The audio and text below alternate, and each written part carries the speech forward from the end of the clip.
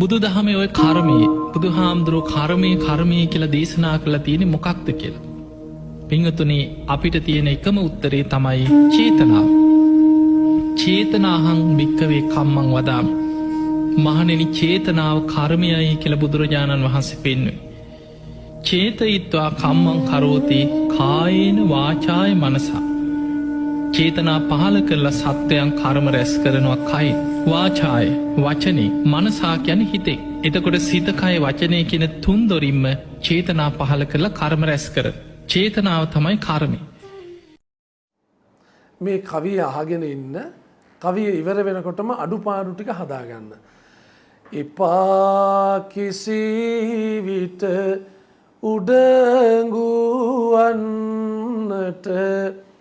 එයින් යාපත නැසෙනවා.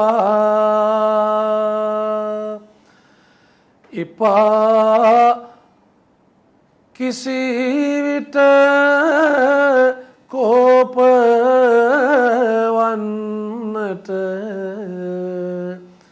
එයින් හොඳ ගති මැකෙනවා.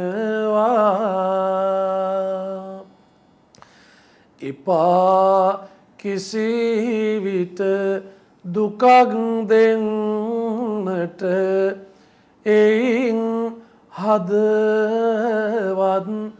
රිදෙනවා.